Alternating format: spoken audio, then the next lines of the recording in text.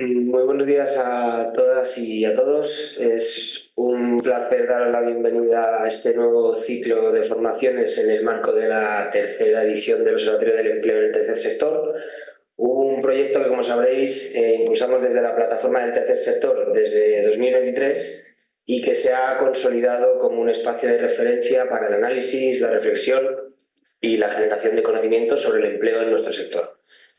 En sus dos primeras ediciones, el Observatorio ha abordado en primer lugar un panorama integral de la calidad del empleo en el tercer sector y en segundo lugar las relaciones laborales y la gestión de los recursos humanos.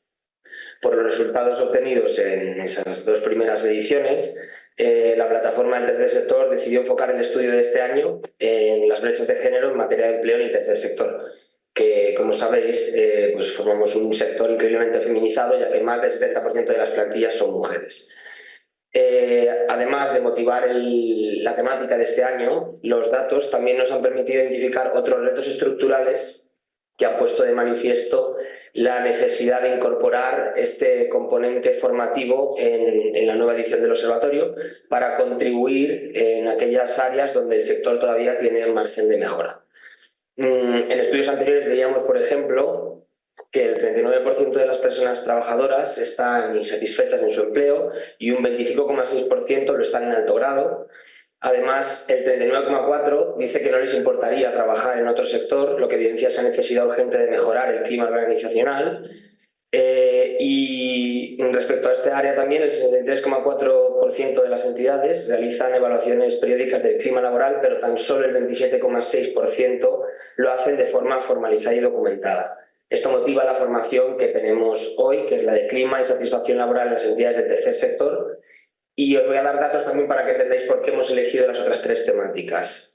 Tan solo el 10,4% de las entidades tienen formalizado un procedimiento de promoción vertical y el 10,6% para movilidad horizontal. En entidades pequeñas, más del 70% carecen de estos procesos. Además, el 52,1% de las entidades tienen procedimientos para la incorporación del personal, pero solo el 23,5% lo tienen formalizado. Por tanto, ahí vendría la segunda formación: gestión de recursos humanos, movilidad interna, incorporaciones y salidas en las entidades del tercer sector. El 30% de las entidades emplean personas con discapacidad, tan solo el 7,9% tienen políticas específicas de diversidad étnico-racial o sexogenérica, y además el 19,8% de las personas migrantes y el 23,2% de las personas con discapacidad que trabajan en el sector reportan haber sufrido al menos alguna vez discriminación, lo que evidencia la urgencia de implementar políticas inclusivas. La tercera temática: gestión y fomento de la diversidad y políticas inclusivas en entidades del tercer sector. Y por último, que también es relevante para la temática de la edición de este año, el 79,3% de las personas trabajadoras en el sector son mujeres y menos del 70% ocupan puestos de dirección, lo que refleja una cierta tendencia a una segregación vertical. Además, sabemos que las mujeres tienen más contratos temporales, 10,2%, que los hombres, 5,8%, y perciben un mayor riesgo de perder su empleo, 17,7% contra un 13,8%. Además, la brecha salarial alcanza el 10%. Por tanto, la cuarta formación será igualdad de género en las entidades del tercer sector, prácticas efectivas para avanzar. Antes de comenzar, me gustaría, como siempre, agradecer el apoyo a Cruz Roja y Cáritas por su soporte desde la primera edición del proyecto, y también a todas las entidades que forman parte de los órganos del Observatorio del Empleo, de la Comisión de Seguimiento y del Comité Científico, cuyo compromiso ha sido clave para avanzar con rigor y profundidad en las distintas investigaciones que hemos llevado a cabo. Y ahora, para abrir este ciclo, me gustaría presentaros a la persona que va a ser responsable de la formación, la ponente, Andrea Martínez del Olmo, antropóloga social y cultural por la Universidad Autónoma de Madrid y máster en estudios de género por la UNED. Su trayectoria combina la experiencia directa en el tercer sector, especialmente en el acompañamiento a mujeres migrantes en la frontera sur, con la consultoría en planes de igualdad y diversidad. Desde una perspectiva interseccional, Andrea trabaja temas como las migraciones, la inclusión social, el género, las violencias machistas, los delitos violentos y los derechos humanos. Además, ha investigado el impacto del trabajo en el tercer sector en la vida y el bienestar de las y los profesionales. Así que nada más, muchísimas gracias a todos y a todas. Os comunico que si queréis tener el servicio de irse en primer plano tenéis que seleccionar como ponente realización accesible y nada más, os dejo con Andrea para la ponencia, que estoy seguro que será de altísimo interés. Muchas gracias. Bueno, buenos días a todas y a todos. Voy a coger un poquito el relevo antes de comenzar, el relevo del compañero, contando un poco desde qué lugar he elaborado este webinario, ¿no? Que yo creo que es importante para entender un poco la perspectiva que he utilizado junto con mis compañeras, ¿no? En primer lugar, lo he elaborado, como comentaba el compañero, desde la experiencia que he tenido trabajando en el tercer sector, en concreto en Frontera Sur, y yo creo que es importante porque el lugar donde se realizan este tipo de actividades también importa y el momento, ¿no? Que fue previo a COVID, durante el COVID y nada más salir del COVID, ¿no? Que yo creo que también, para que entendáis un poco de dónde viene la perspectiva, pues es interesante que lo sepáis. En segundo lugar, como antropóloga, que me dio también un poco las herramientas para analizar un poco esa experiencia que viví, que he vivido en el tercer sector, tanto durante como posteriormente.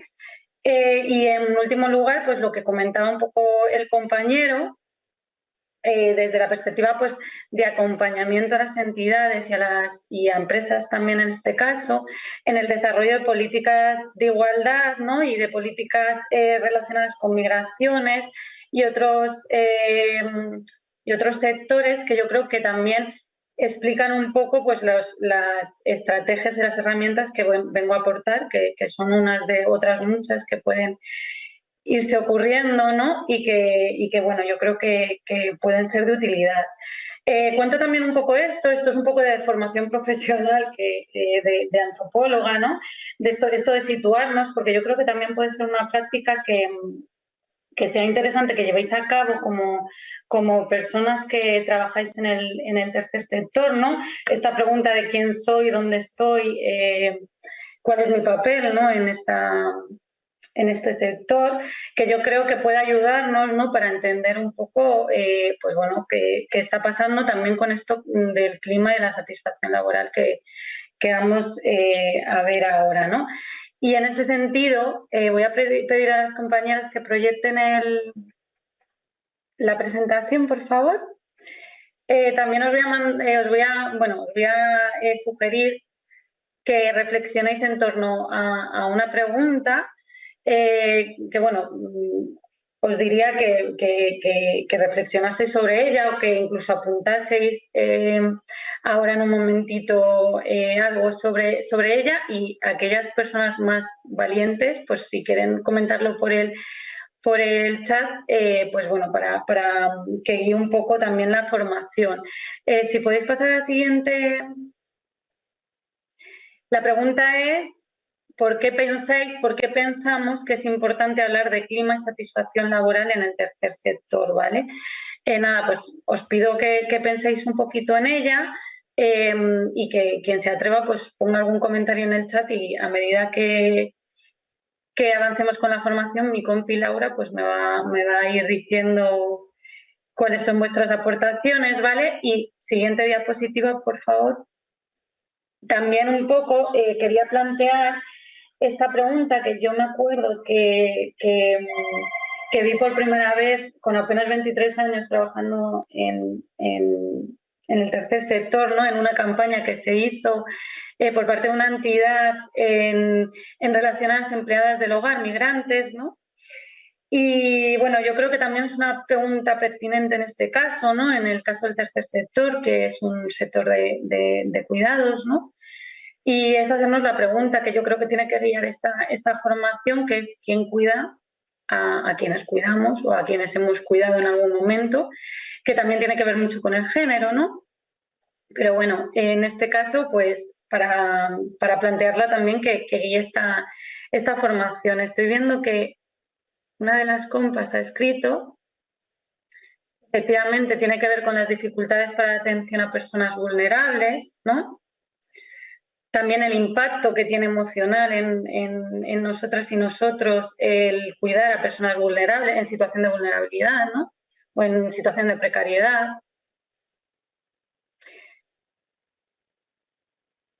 Es central, efectivamente. Hay una simbiosis interesante, empresa-organización-trabajador. Efectivamente, ¿no? Como que esto lo vamos a hablar también por una cuestión, vamos a tratar el tema generacional, ¿no? Cómo la percepción con respecto al tercer sector ha cambiado a lo largo de las generaciones, ¿no? ¿Qué tienen que aportar? ¿Qué puntos tenemos en común las diferentes generaciones? ¿Qué tenemos que aportar? ¿Qué simbiosis, qué intercambios se pueden generar en este sentido entre las diferentes generaciones, ¿no? Efectivamente, tiene que ver con el activo, o sea, las personas que trabajamos en el tercer sector somos un activo importante, ¿no? Y es importante su bienestar. Muy bien, tiene que ver, vale. Bueno, efectivamente, ¿no? Yo creo que aquí habéis señalado cosas muy importantes, tiene que ver, o sea, todo la parte del trabajo con personas en situación de precariedad, cómo nos afecta, ¿no? Cómo afecta a las personas trabajadoras. Y que por lo tanto, como tiene un efecto especial en esas personas, hay que cuidarlas, ¿no? Tiene que ver con un beneficio de la propia entidad, ¿no? Porque, pues por cuestiones de rotación, ¿no? Para que las personas no se vayan cada cierto tiempo, es importante que las cuidemos, ¿no? Bueno, todas las aportaciones son súper interesantes y también vamos a ver si a lo largo de este webinario también os lleváis alguna cuestión más, ¿no? Alguna cuestión específica más que podáis llevar también a vuestras entidades. Os voy a pedir que paséis a las compas. Vale. Bueno, os cuento un poquito cómo vamos a organizar la formación, ¿vale? Para que vayamos paso a paso y lo tengamos todas claro. En primer lugar, vamos a hablar una pequeña introducción que tiene que ver con la definición de conceptos de qué es eso del clima laboral, qué es eso de la satisfacción laboral, en qué se vinculan, por qué las ponemos juntas, ¿no? A continuación vamos a hablar de factores que influyen en la satisfacción laboral y aquí vamos a lanzar una serie de datos, ¿no? De titulares y cómo estas cuestiones afectan específicamente a la satisfacción.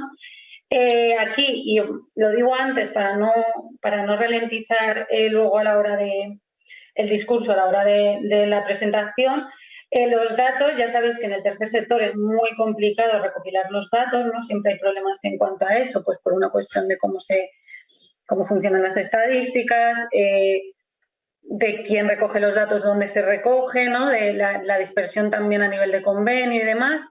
Entonces, para que lo sepáis, hemos sacado principalmente de los propios documentos que ya ha mencionado el compañero de la plataforma del tercer sector. También hemos obtenido, son dos documentos de 2023 y de 2024. También lo hemos obtenido de la plataforma de ONGs de acción social, ¿vale? Del barómetro de 2024 y luego de otra serie de fuentes que van a estar nombradas a lo largo de la presentación, ¿vale? Que las vais a ver, pero bueno, para ahorrarnos tiempo, pues ya os hago este adelanto. Bueno, seguido los factores, yo creo que un poco también interesante y práctico hablar de las herramientas de medición del clima laboral, que es lo siguiente que vamos a tratar. Y por último vamos a hablar de estrategias y buenas prácticas, ¿vale? Y ya dejaremos al final un momentito para preguntas y sugerencias y aportaciones. Sobre todo, a mí me parece interesante que aportéis cosas que os hayan funcionado en vuestras entidades y que puedan se puedan traspasar, se puedan mover a otras entidades y puedan ser de utilidad también para ellas, ¿no? Siguiente diapositiva, por fin. Bien. Vale, en primer lugar, ¿qué es el clima laboral? Vale, en este sentido, para nosotras era importante entender que el clima laboral no se limita simplemente, pues bueno, a este dicho de hay muy buen clima laboral, ¿no? Y es que nos llevamos todos muy bien y entonces pues estamos todos muy contentos porque nos llevamos muy bien con nuestras compañeras y compañeros y con superiores y demás. Bueno, para nosotros el clima laboral es un poco más amplio, ¿no? El clima laboral también tiene que ver con las condiciones laborales, con las formas de liderazgo, con cómo está, en qué espacio estamos realizando nuestra actividad, cuáles son los recursos con los que contamos, cuál es la remuneración que percibimos, cuáles son las medidas de conciliación y los beneficios sociales, ¿no? Es una mirada amplia. Y este clima laboral, estas condiciones en las que se desarrolla el empleo, están vinculadas con o tienen un efecto sobre la satisfacción laboral. ¿La satisfacción laboral qué es? Pues bueno, el grado de conformidad de las personas trabajadoras con respecto a esas condiciones laborales, a ese entorno laboral, a ese clima laboral. ¿Vale?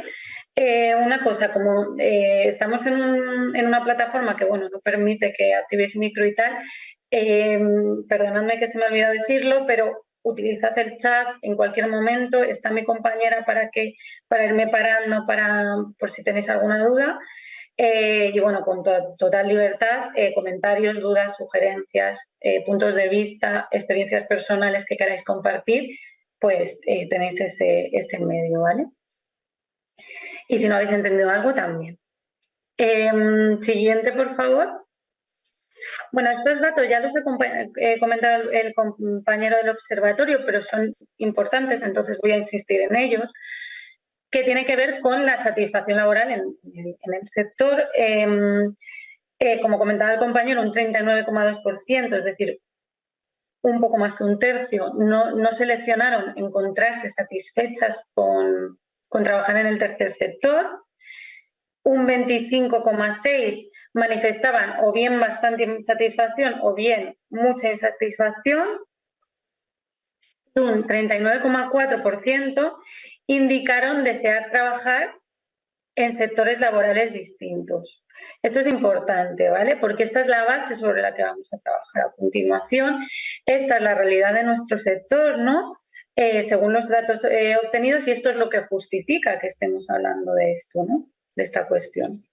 Siguiente diapositiva, por favor. Bueno, vamos a hablar de los factores que influyen en la satisfacción laboral. Siguiente. Bien, pues empezamos. Vamos a hablar de la tipología de la contratación, ¿vale? Si bien existe una mayoría de contratos indefinidos, y esto es importante saberlo, porque además es una mayoría muy cercana a la media estatal, que eso es un dato muy positivo, ¿no? Tenemos un 82% de datos, de contratos indefinidos y un 85% como media estatal. Esto es una cuestión importantísima porque significa que la mayoría de los empleos de las personas que están empleadas en el tercer sector cuentan con esta estabilidad. Y además ha disminuido la temporalidad del sector, ¿vale? Contamos con un 8,2% de contratos temporales frente a un 15% que se cuenta a nivel de país, ¿vale? ¿Esto cómo se explica? Bueno, se explica por, como bien sabéis, por el tema de la reforma laboral, ¿no? Que suprimió los contratos de horas y servicios y hizo que precisamente la temporalidad bajase, pero es verdad que, por otro lado, la inestabilidad de financiación por parte del tercer sector, que está muy vinculada a la financiación pública, ya lo sabéis, a toda esta cuestión de las subvenciones, ¿no? que generan cierta estabilidad para las entidades y que lo que hacen es que se encuentren ante una imposibilidad de contratar de manera indefinida, lo que ha hecho es que aumenten los contratos fijos discontinuos. Entonces, nos encontramos con un 7,7% de contratos, sí, efectivamente, los EREs están a la orden del día, ¿no? Y también nos encontramos con un aumento de los contratos fijos discontinuos que son superiores a la media del país, ¿no? Un 7,7 frente a un 3,8. Bueno, esto ya sabemos, todas lo sabemos, todas las que hemos trabajado en el tercer sector sabemos que tiene que ver con las condiciones también de financiación, etcétera, como comentaba. ¿Qué pasa?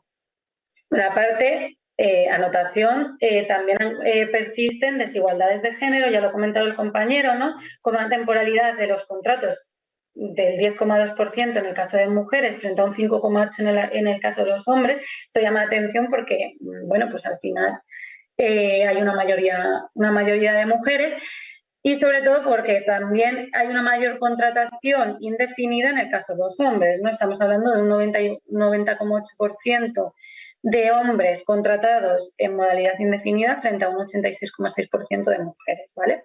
Entonces, bueno, este es un poco el panorama que nos encontramos. ¿Y qué pasa?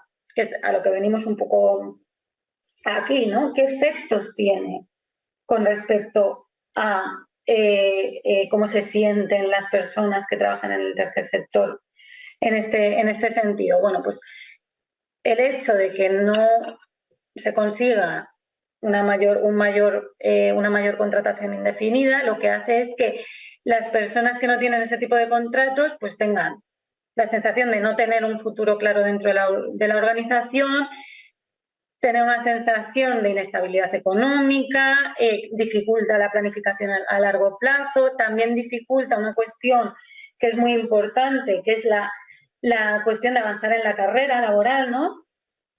De promocionar, de formarse, ¿no? Lo que tiende a incrementar la sensación de inseguridad y de desmotivación. Y luego también está muy vinculado con un menor compromiso con la entidad, ¿no? Porque si no sabemos cuánto vamos a estar, pues no voy a estar de la misma manera comprometido, no voy a tener ese sentimiento de pertenencia, ¿no? Con respecto a la entidad y un riesgo de desgaste psicológico debido a esa inestabilidad, ¿no? Siguiente. Bueno, con respecto a la jornada, esto es interesante. También tiene que ver mucho con las condiciones, ¿no? Si analizamos a nivel macro, con las condiciones en las que se desarrolla la actividad del tercer sector, pero realmente es una cuestión que, bueno, por lo menos llama la atención, ¿vale? Que es que un 46,4% es jornada parcial en el tercer sector, ¿no? Existe un 46,4% de jornada parcial frente al 13,6% de la estatal. Entonces hay una mayor jornada parcial que además afecta especialmente a las mujeres, ¿vale? Y en un gran porcentaje es involuntaria, ¿vale? En el 77,9% de los hombres y en un 54% de las mujeres. Esto también llama la atención, ¿no? Esta diferencia de involuntariedad. ¿Qué pasa? Que esto se explica porque muchos de los servicios que existen en el tercer sector están concentrados en determinadas horas y existe una dificultad para alargar la jornada debido también a la falta de recursos por parte de las entidades. Esto hay que tenerlo claro, ¿no? Que no les permite, pues eso, garantizar al final jornadas a tiempo completo. Pero ¿qué pasa? Que, como bien sabemos, existe una carga burocrática y administrativa muy alta en el tercer sector que lo que hace es que al concentrarse los servicios en horarios específicos y al sumarle la carga burocrática y administrativa, existe un riesgo, que de esto ya hablaremos, de que se acaben realizando horas extra por parte de las personas empleadas, ¿vale? ¿Qué efectos tiene esto? Bueno, pues los efectos, sobre todo si es involuntaria, de este tipo de jornada, tienen que ver con la insatisfacción con las condiciones de trabajo. Es interesante, además, que existen, o sea, que lo que se ve es que la jornada parcial voluntaria percibe alrededor de 1.891 euros anuales más que la involuntaria. Entonces, claro, eso genera una desigualdad, ¿no? Y se aumenta esa insatisfacción con las condiciones de trabajo. Por otro lado, la concentración de esos servicios en horarios específicos que muchas veces no permiten flexibilidad horaria hace que haya dificultad para la conciliación laboral o haya esa percepción de dificultad para la conciliación laboral con respecto a la personal, y además el hecho de hacer horas extra también aumenta esa dificultad, ¿no? Luego también el tema de la limitación de las expectativas, ¿no? De proyección de carrera, que normalmente existen menos oportunidades de promoción y de formación cuando la jornada es parcial. Entonces, pues eso deriva en una sensación de desaprovechamiento personal, de desmotivación, ¿no? Y de debilitación también del vínculo con la entidad, volvemos a lo de antes, ¿no? Disminuyendo pues la solidez de los equipos en un sector en el que es especialmente importante esta solidez, este sentimiento de pertenencia, este vínculo con la entidad, ¿no? Y bueno, por último, el burnout, que bueno, todos conocemos, ¿no? Especialmente motivado por el hecho de verse obligadas a realizar horas extra. Siguiente, por favor. Vale, con respecto a los salarios. Vale, un dato que nos llamó especialmente la atención es que más de la mitad, un 57,8% de las personas que trabajan en el tercer sector perciben que su salario es menor al que deberían tener según su esfuerzo, ¿vale? Además, bueno, esto es interesante porque a nivel nacional Infojobs realizó una encuesta a 1.040 panelistas en la que se hablaba de que esta insatisfacción con respecto a los salarios en el resto, a nivel del resto del Estado era de un 40%. O sea, que son 17,8 puntos más alta en el caso del tercer sector, ¿vale? Esto es importante.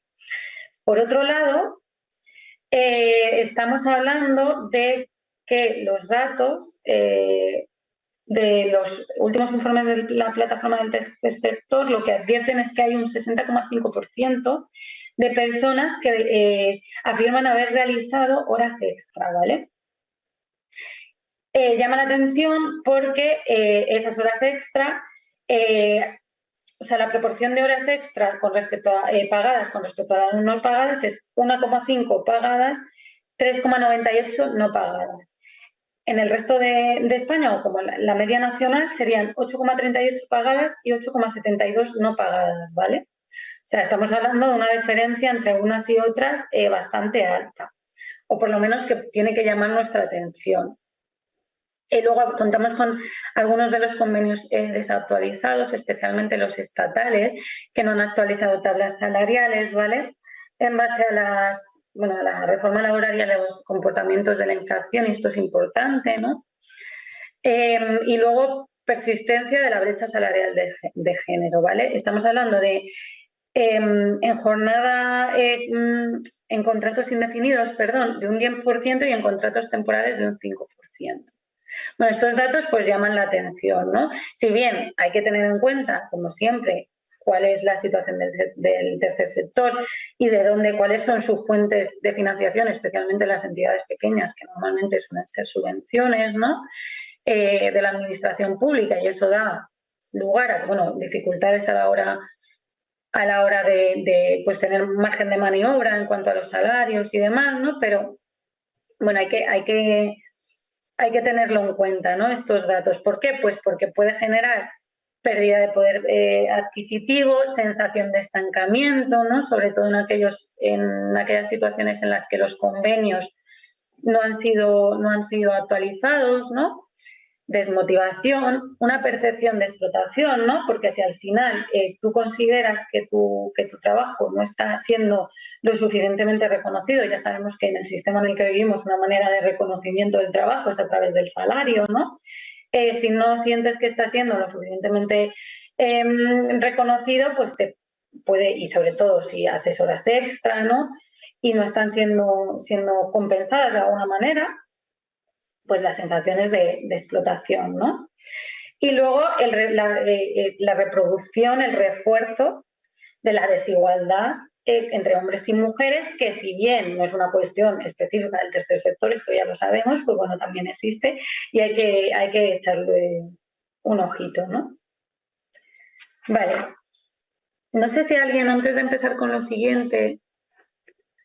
Andrea, ha hecho un comentario, Salomé, en el caso del tema de la jornada, que es jornada parcial involuntariamente también para las propias entidades por las condiciones que tienen de contratación. Efectivamente. Les exige que así sea. Y Javier también ha comentado si se va a compartir las diapositivas. La presentación se la hacemos llegar al observatorio y creo que no tendrá ningún tipo de inconveniente en hacerla llegar a las personas que estáis participando. Así que esas son las dos aportaciones. Vale, muchas gracias, Laura. Y bueno, lo que comentaba Salomé, efectivamente, ¿no? O sea, que todo esto hay que, el análisis, y por eso insistía mucho al principio en esto de situarnos y ver dónde estamos, ¿no? En este ejercicio de situarnos también tiene que haber un análisis macro, ¿no? Y entender, pues bueno, dónde está el tercer sector, qué papel tiene la administración, ¿no? ¿Cuáles son los mecanismos que tenemos también para demandar y para expresar necesidades a la administración que tenemos como esta, ¿no? Que tiene que ver con la jornada parcial o con el nivel de financiación o con el tipo de contratación, ¿no? O sea, todo esto hay que hacer un análisis micro que esté centrado en nuestra propia entidad como un análisis macro, ¿no? O sea, os invito en ese sentido que ejerzáis un poco también de antropólogas y antropólogos en vuestras propias entidades. Siguiente diapositiva. Bueno, sí que nos parecía importante hablar del tema del salario emocional, que de acuerdo con el BBVA tiene que ver con todos aquellos beneficios no monetarios que aportan bienestar de alguna manera y contribuyen a mejorar la calidad de vida de las personas que trabajan en nuestra entidad. Pues que tienen que ver con la conciliación laboral, con el tiempo de descanso, con la formación, con el tema de la salud, ¿no? Con el desarrollo profesional y que también son importantes a la hora de generar un clima y una satisfacción laboral en nuestras entidades. La siguiente diapositiva. Bueno, esto a mí me parece tremendamente importante esta cuestión que tiene que ver con los tiempos de descanso, especialmente por la carga emocional y mental que supone el trabajo en muchas ocasiones en el tercer sector, porque al final no estamos trabajando pues con papeles, ¿no? Estamos trabajando con personas y eso implica una serie de pues eso, impactos a nivel emocional, ¿no? Porque además son personas en términos generales que se encuentran en una situación muy específica, ¿no? Vinculada a la precariedad, a la violencia, a la vulnerabilidad, ¿no? Entonces eso tiene un impacto en nuestra práctica y en nuestra propia persona, en nuestros cuerpos, ¿no? Encarnamos de alguna manera nuestro trabajo ahí y el recibir toda esa información, esas emociones, ¿no? Tienen un impacto en cómo estamos nosotras y nosotros, ¿no? Es interesante tener en cuenta, y bueno, para mí personalmente, esto es una opinión alarmante, que existen altos niveles de cansancio tras la jornada laboral. Estamos hablando de que en las mujeres es más de la mitad y en los hombres muy cerca de la mitad las personas que afirman haber experimentado a menudo o siempre cansancio después de la jornada laboral.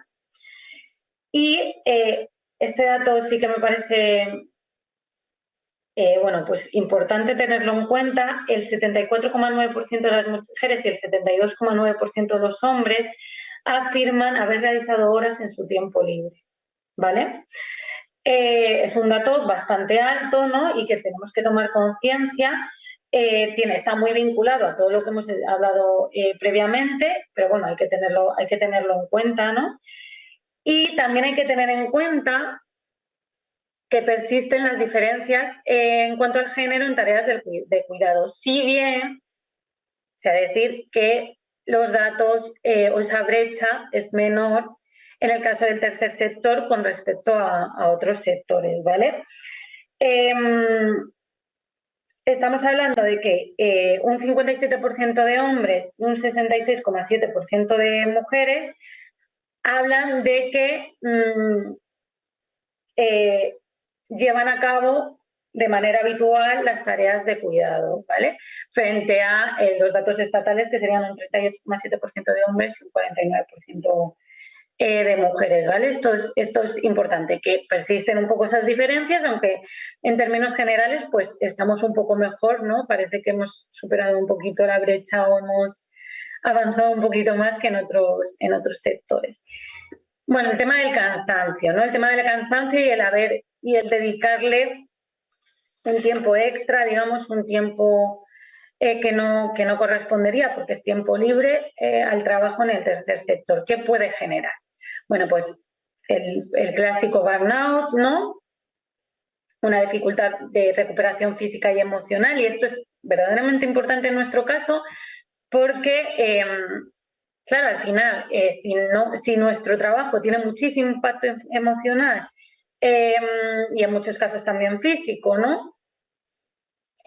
Y no tenemos ese tiempo de recuperación, pues vamos a perder motivación, vamos a tener estrés, vamos a disminuir nuestro rendimiento, vamos a probablemente generar problemas de salud mental, ¿no? Porque no tenemos esos espacios de recuperación y no se están respetando, ¿no? Bueno, por otro lado, la sensación de invasión de los espacios destinados al descanso y la vida personal, precisamente porque muchas veces pues, esas horas, horas extra que realicemos en nuestro tiempo libre, incluso en algunos casos en fines de semana, lo que acaba generando es una sensación de se están invadiendo esos espacios que estaban destinados en un primer momento para el ocio y el tiempo libre, ¿no? Para el descanso. Falta de control sobre el propio tiempo, desgaste y, en el caso de las mujeres, sobrecarga al ocuparse más habitualmente a las tareas de cuidado. Interesante, aumento de las brechas con respecto a hombres y mujeres, ¿no? O sea, aumento de cómo se sienten las mujeres, más sobrecargadas, más desmotivadas con respecto a los hombres, ¿no? Creo que estaban comentando por el chat.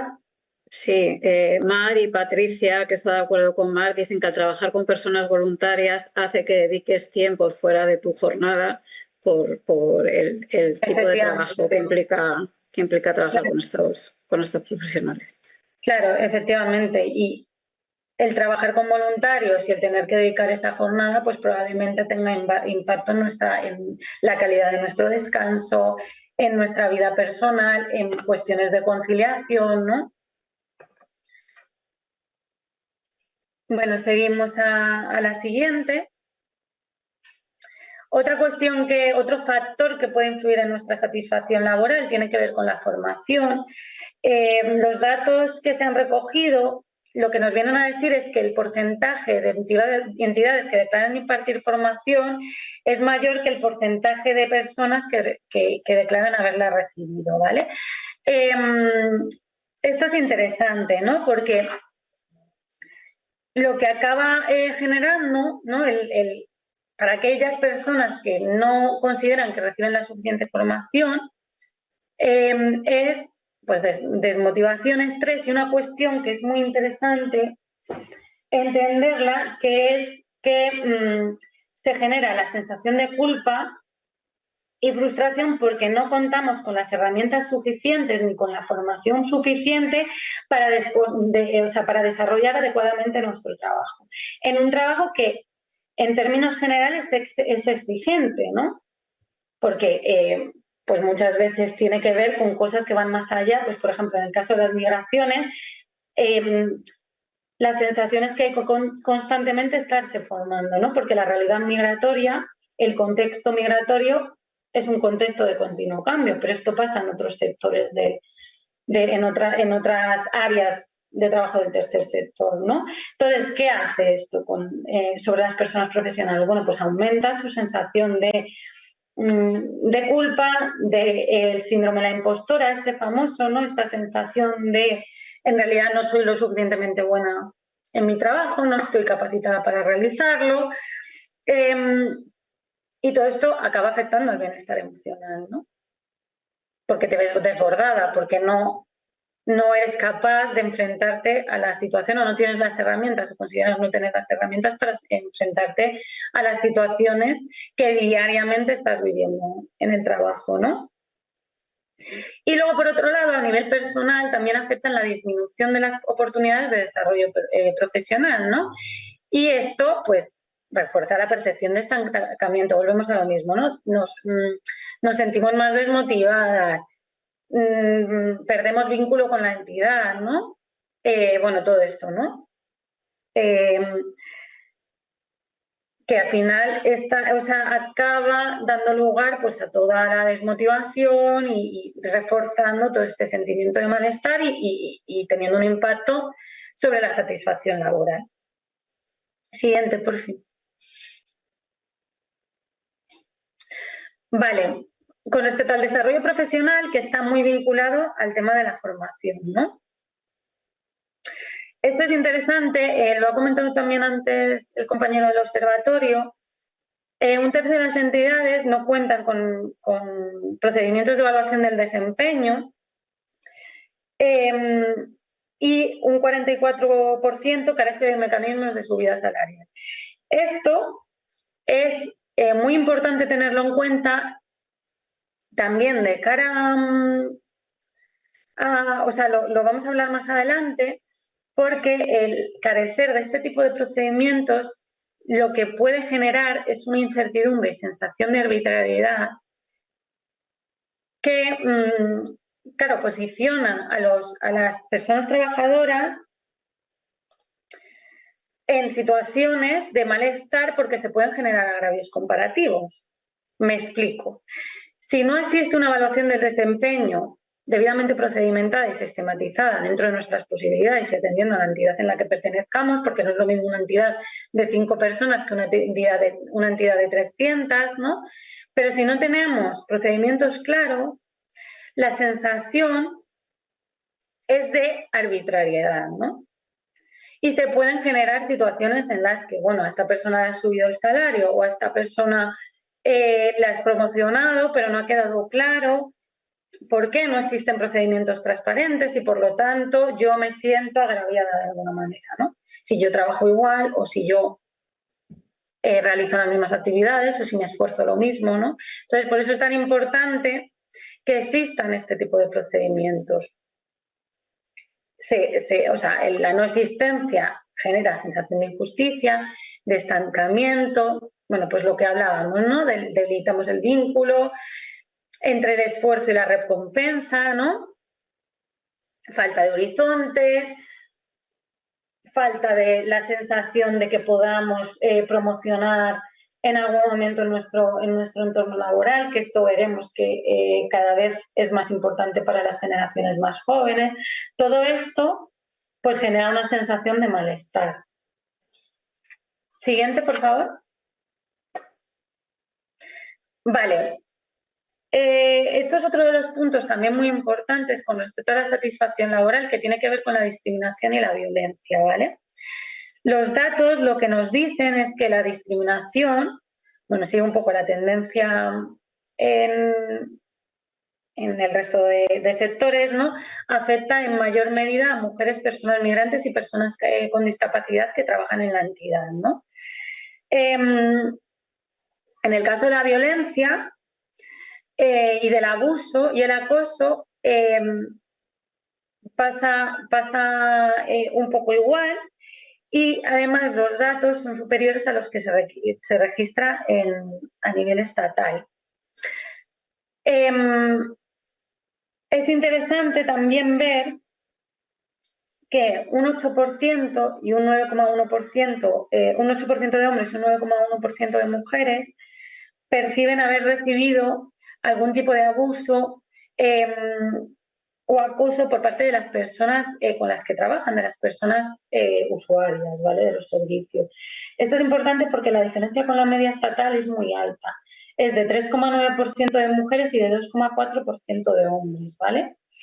También es interesante poner sobre la mesa que las personas migrantes, las personas trabajadoras y trabajadores migrantes, son las que, o sea, afirman recibir más violencia o más acoso por parte, bueno, en términos generales, ¿no?, que las personas que no son migrantes. Estamos hablando de un 15,3% de personas migrantes frente a un 11,9%, ¿vale?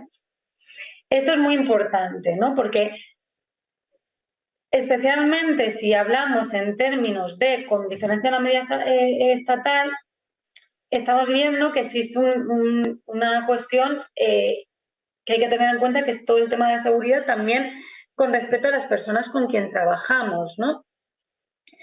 ¿Por qué? Porque puede generar pues, sentimiento de exclusión, de injusticia, de menor valoración del esfuerzo, especialmente en el tema de la discriminación, pero también con respecto a la sensación de inseguridad dentro del trabajo, del miedo, del estrés, de la ansiedad, que además en las personas migrantes influye en su sentimiento de pertenencia, ¿no?, y de inclusión a la entidad también. Y luego que esto también puede generar, y esto es importante, un refuerzo de las violencias estructurales, ¿no? Y por eso es tan importante esta cosa que siempre hablamos, ¿no?, y que parece que ahora está muy de moda, pero que es importante tenerla en cuenta, ¿no?, que es el tema de la interseccionalidad, ¿no?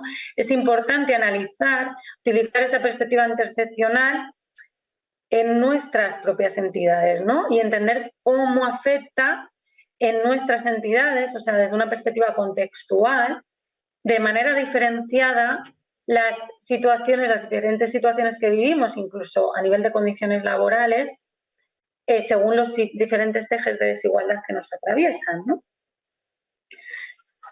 Un dato que sí que es interesante, que lo pongo ahí abajo y que me parece que es fundamental y es positivo, es que un 81,9% de las personas que trabajan en el tercer sector, que han formado parte de todas estas encuestas y estos estudios, indican contar en estas situaciones de violencia o de discriminación con el apoyo de sus compañeras y compañeros, ¿vale? Esto de generarse redes de apoyo, de acompañarnos entre todas y todos, es una cosa fundamental en el tercer sector, ¿no? Siguiente diapositiva, por fin. Vale, otro factor fundamental es la cuestión del reconocimiento del trabajo realizado. Llama la atención que solamente el 54,4% de los hombres y el 49% de las mujeres, o sea, solamente la mitad, hablan o perciben que existe un reconocimiento real con respecto a su trabajo, ¿vale? Esto, como aparece en la presentación, genera un impacto sobre las personas trabajadoras, ¿no?, que entre otros factores, que es los que hemos estado viendo hasta el momento, al final lo que acaba generando es estrés, burnout, subestimación de las capacidades, inestabilidad, síndrome de la impostora, sensación de culpa, ¿no? Esto es interesante porque si yo tengo todas esas sensaciones y me encuentro de esta manera en el desarrollo de mi trabajo, ¿cómo puedo acompañar a las personas a las que estoy acompañando, ¿no?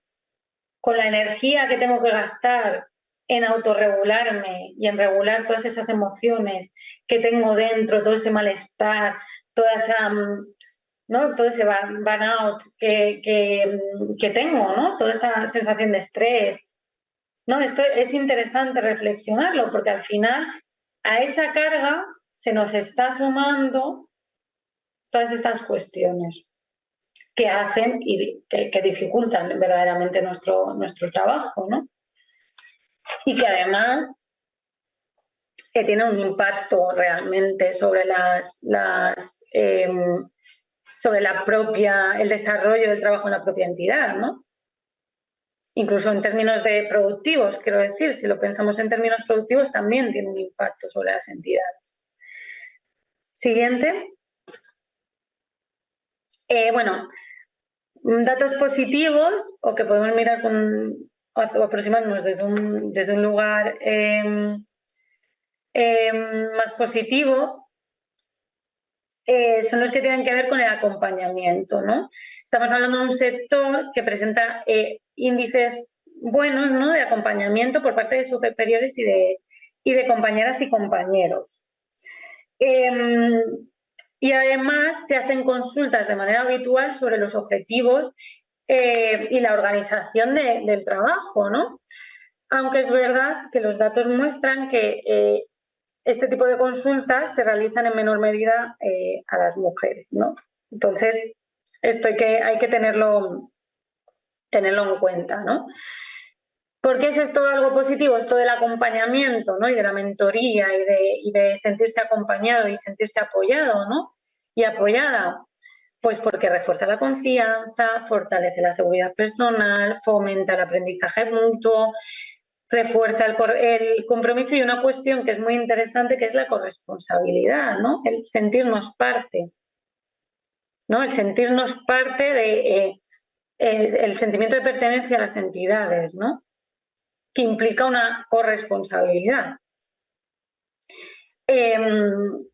Fundamental, pues como señalo ahí, pues contar también con las mujeres, ¿no? Ya daremos algunos tips en este sentido.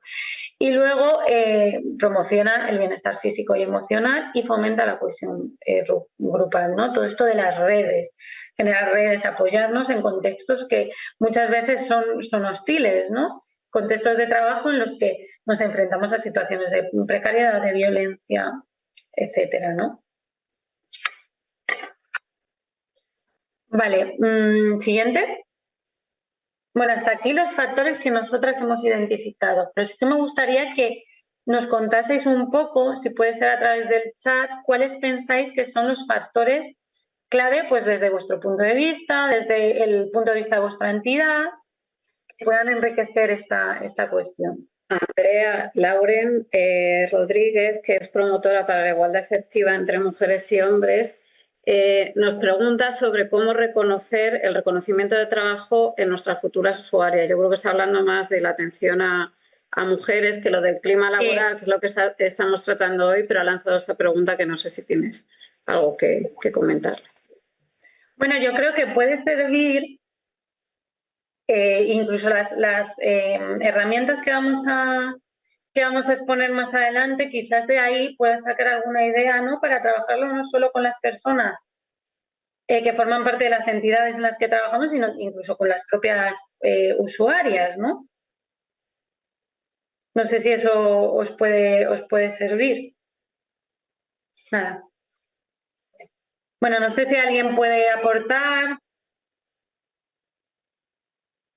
Exacto. Muy interesante lo del proyecto común. Vamos a hablar sobre eso, ¿no? Como herramienta.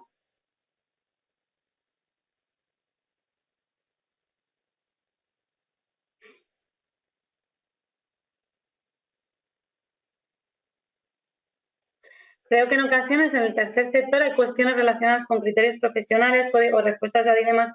Efectivamente, ¿no? Todas estas cuestiones que se generan en el tercer sector, que hay veces que nos ponen en situaciones pues como complicadas, ¿no?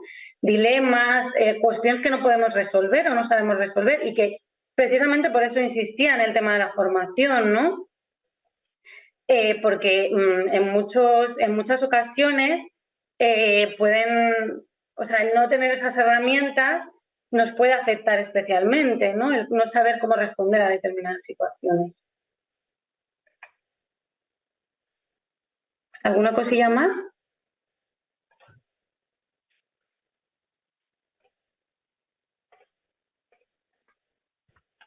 Bueno, pues si os...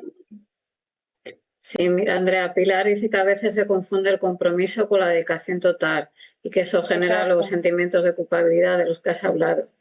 Y María José añade a eso que no disponer de un sistema de valoración del trabajo, de revisión económica, pues es un factor importante de satisfacción. Y es una cuestión que también has tratado, Andrea, que efectivamente... Efectivamente.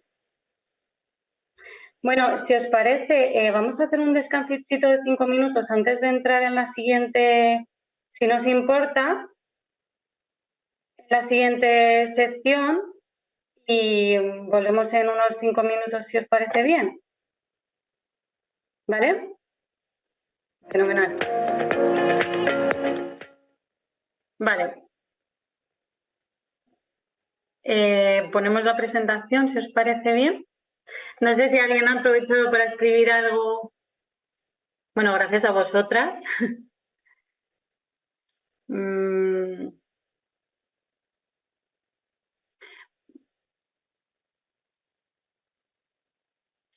Sí, justo, María José, no sé si esto lo he llegado a responder antes de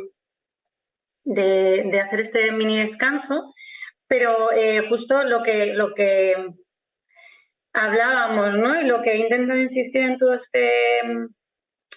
con todo lo que llevamos de webinar es en esta cuestión del análisis, o sea, hacer este baile entre lo micro y lo macro, porque la realidad es que la situación en la que nos encontramos, las entidades, ¿no?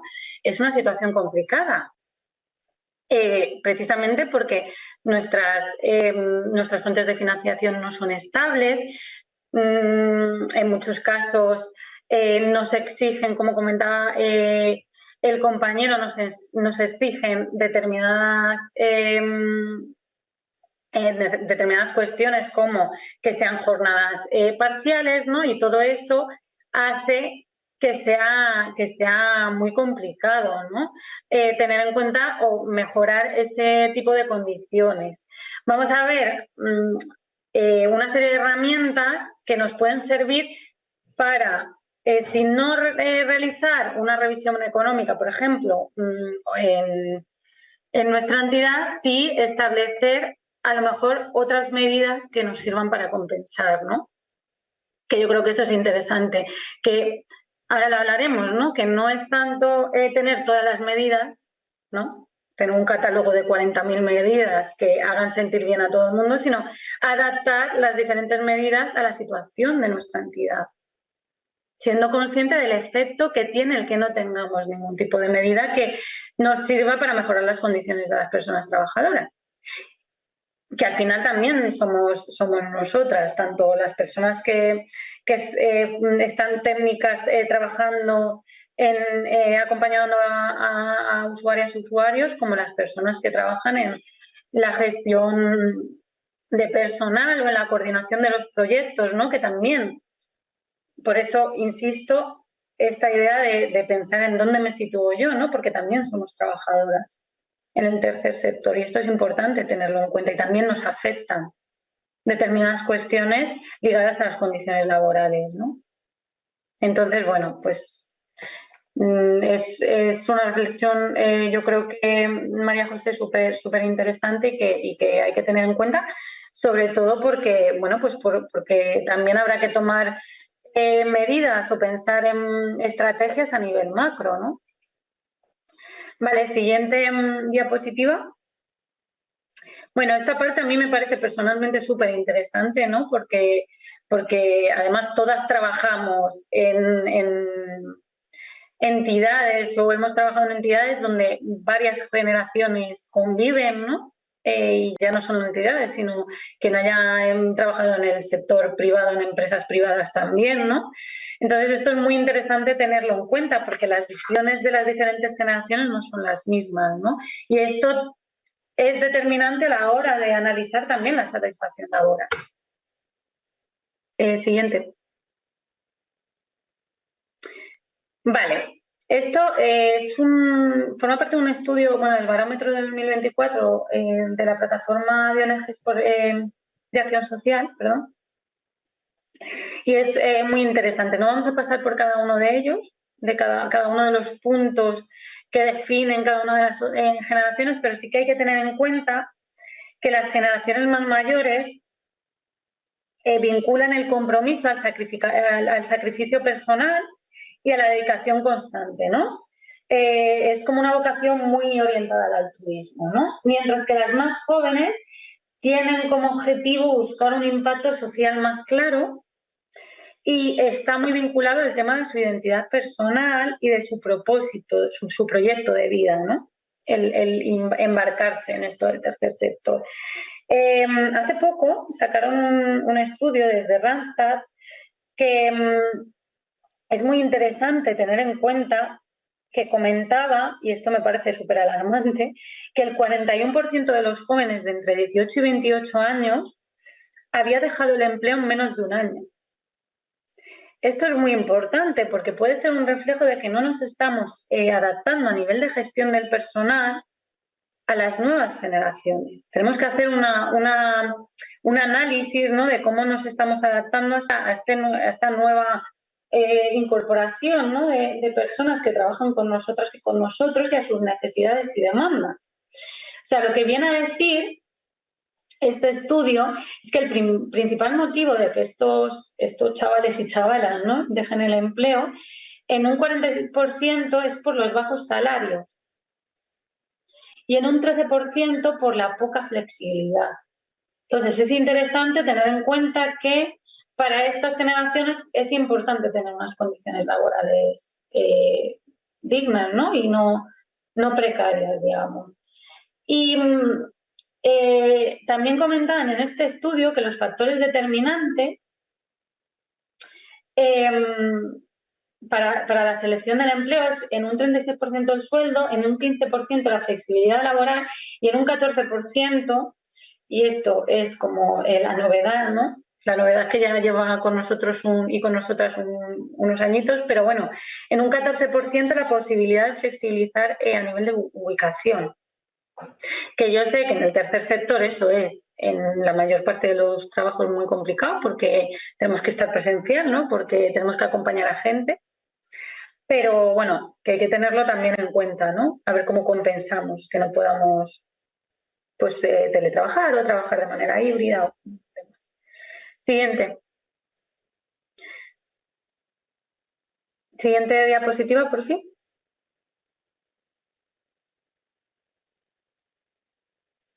Vale, es que no me estaba saliendo, perdón. Importantísimo, el tema del cambio de paradigma, de cómo las generaciones más jóvenes y las generaciones mayores perciben su trabajo o el trabajo en el tercer sector, cómo perciben cómo debe de ser realizado ese trabajo, ¿no? Esto también es súper interesante. Las generaciones más mayores hablan de la caridad vertical, ¿no?, o realizan su trabajo desde una perspectiva de caridad vertical, mientras que hay un cambio de paradigma en las generaciones más jóvenes y se habla de solidaridad horizontal. De hecho, una de las grandes críticas que se realiza, ¿no?, al trabajo humanitario, al trabajo del tercer sector, es precisamente que haya sido concebido desde una perspectiva de caridad en vez de solidaridad, ¿no?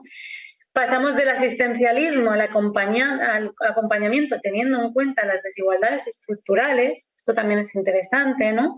Ya no se trata de yo asisto, yo ayudo, ¿no?, a esta persona porque soy una persona altruista, sino que se trata de yo acompaño en el proceso a estas personas considerando su situación desde una perspectiva estructural, ¿no? Generaciones más jóvenes, o sea, más mayores, que lo que comentábamos, ¿no?, un sacrificio personal, una dedicación constante, un foco en el cuidado de la otra o del otro, ¿no?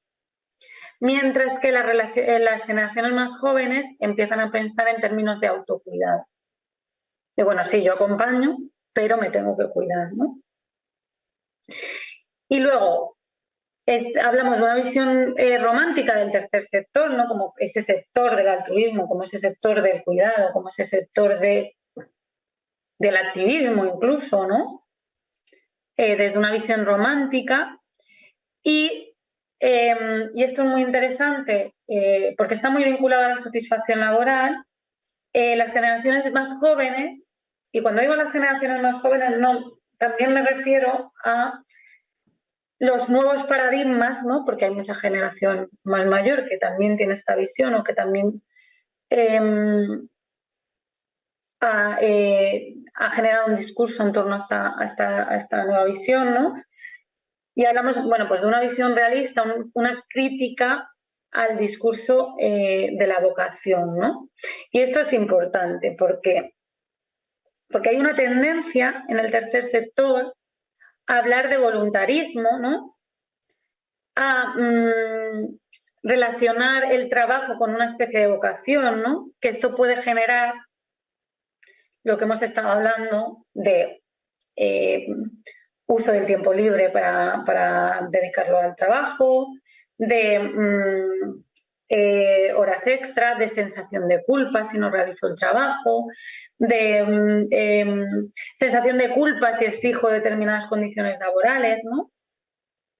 Que esto también es importante, porque afecta específicamente a las personas que trabajan en nuestra entidad, a su satisfacción laboral y además, incluso aunque ellas mismas no tengan articulado toda esta cuestión, ¿no?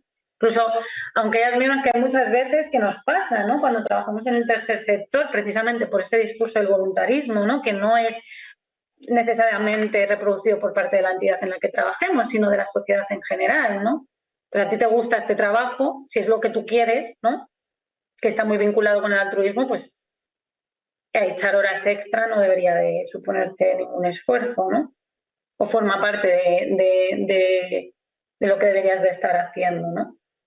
Entonces, incluso nosotras mismas hemos pasado por un proceso de colonización interna en ese sentido y entendemos que esto del altruismo y de esto de el acompañar a las otras y a los otros implica hacer periodos de trabajo voluntario, ¿no?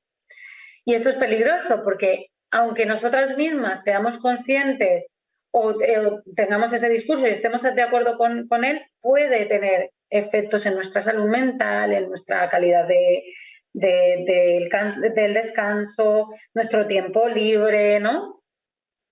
Todo esto, ¿no? Entonces, este cambio de paradigma está muy vinculado, perdonadme, a la exigencia de relaciones laborales menos jerárquicas, un reconocimiento, el impulso del crecimiento y del aprendizaje, ambientes laborales positivos, diversos y saludables. Y saludables no solo me refiero a pues en unas condiciones de higiene y de salud en el espacio físico, sino también a unas condiciones que nos hagan sentirnos acompañados en situaciones de violencia, ¿no? y de discriminación. Siguiente. Bueno, y como no todo iba a ser diferencias, hay una serie de puntos en común también entre estas generaciones que tienen que ver, pues bueno, con el bienestar emocional, la satisfacción personal, el propósito, el proyecto de vida, ¿no? Vinculado incluso al activismo, vinculado al acompañamiento de las personas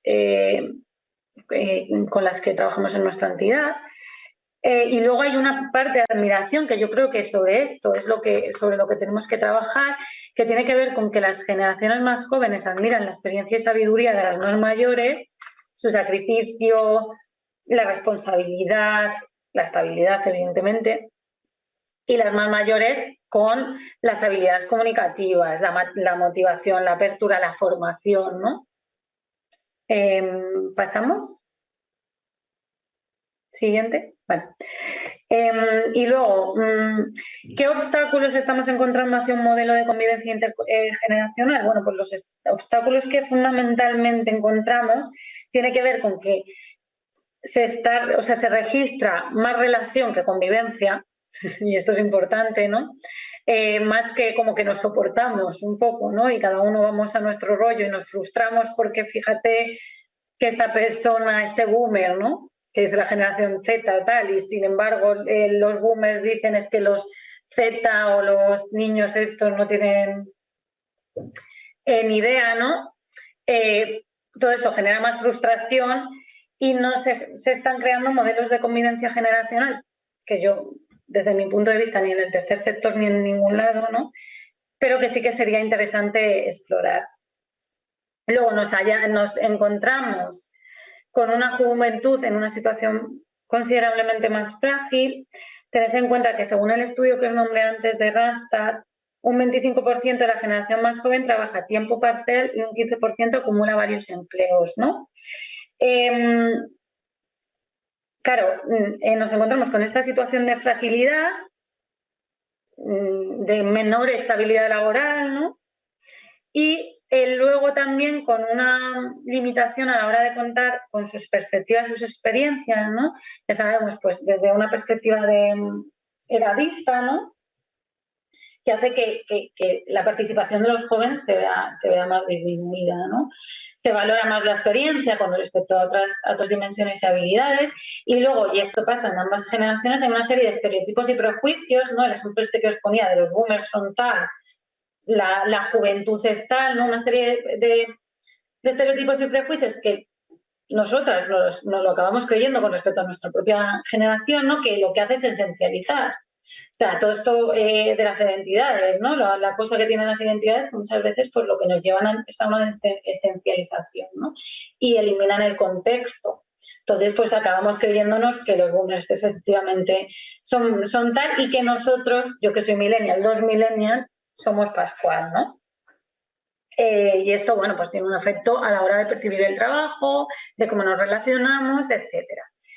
Y luego, la falta de innovación y resultados poco tangibles en muchos casos también genera malestar en las poblaciones o en las generaciones más jóvenes, ¿vale? Creo que habéis comentado algo. Sí, Joana, que dice que cree que la precariedad laboral de los puestos de trabajo tiene que ver con que se están incorporando personas jóvenes que acaban de terminar su formación y que el desgaste emocional del trabajo que realizan hace que sea difícil aguantar mucho tiempo sin cuidarse, sin autocuidarse. Efectivamente, justo. O sea, yo creo que precisamente también la juventud y el acabar de salir en muchos casos de realizar la formación pues hace que no tengan la experiencia laboral o la experiencia suficiente para reconocer el efecto que tiene sobre ti esa precariedad laboral, que muchas veces pues eso es una cuestión que simplemente conocemos cuando lo encarnamos, ¿no? Es un sector que además es vocacional en muchos casos, ¿no? Entonces, pues una se imagina una serie de resultados y de condiciones que luego, pues bueno, no necesariamente tiene por qué ser así. Y claro, es muy difícil. De hecho, yo recuerdo que una compañera en la entidad en la que yo trabajé me dijo, llevaba muchísimos años trabajando, ella llevaba bastantes años trabajando, yo era más jovencita, en el tercer sector y me habló de que este tipo de trabajos se aguantaban 3 años, que la gente lo solía dejar después o por lo menos se tenía que tomar un descanso, porque más de 3 años era imposible aguantar, ¿no? Y ella había trabajado no solo en el ámbito de las migraciones, como trabajé yo, sino en otros ámbitos, ¿no? Así que efectivamente, Joana, toda la razón.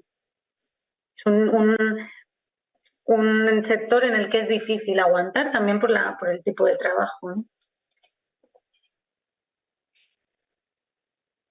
Por otra parte, si los veteranos no están cuidados en diferentes dimensiones laborales, profesionales, el acompañamiento de los compañeros más jóvenes es percibido como una carga de trabajo adicional, una tarea no reconocida, dice Eva. Pues con toda la razón, Eva. Sí, efectivamente, o sea, si ya la sobrecarga laboral, ¿no? Estamos hablando que hay unos índices de hacer horas extras enormes y otras cuestiones, ¿no? Otros factores que hacen que no nos sintamos, en algunos casos, no estamos hablando de todas las entidades, pero en algunos casos no nos sintamos cuidadas, pues eso evidentemente como para ponerte tú a cuidar y acompañar al resto, ¿no? Efectivamente, toda la razón. Vale, pues pasamos si queréis a la siguiente.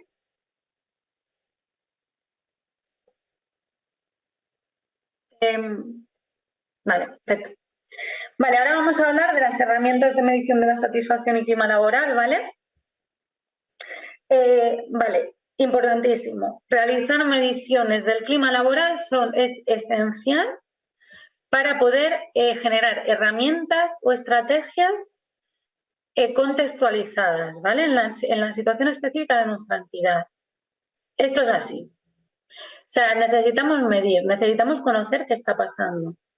Y hay muchas maneras de medir, algunas más exigentes o más, más exigentes y otras menos exigentes o que implican menos recursos, si queréis, porque el nivel de exigencia, bueno, más o menos, pero que implican menos recursos y que pueden estar al alcance de entidades que a lo mejor no tienen el tiempo o los medios, ¿no?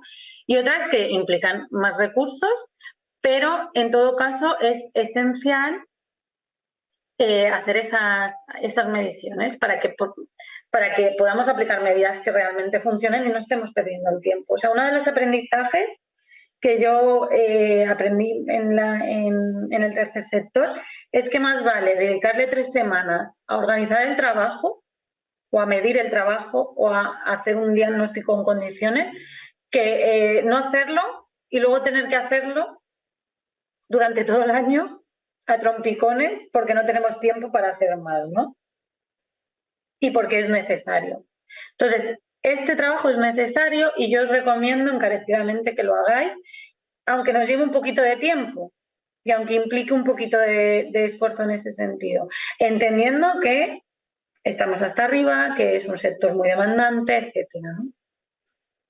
Pero bueno, vamos a ver si os podemos dar una serie de herramientas que sirvan para toda condición o para casi toda condición, ¿vale? Siguiente diapositiva. Bueno, esto lo había comentado ya el compañero del observatorio. En 2024 solamente el 27,8% de las entidades afirman contar con un sistema de medición del clima laboral y el 37,2% afirma haber realizado una encuesta sobre clima laboral en los últimos 6 años, ¿eh? Un poco más de un tercio. Entonces, bueno, estos son datos que es importante tener en cuenta.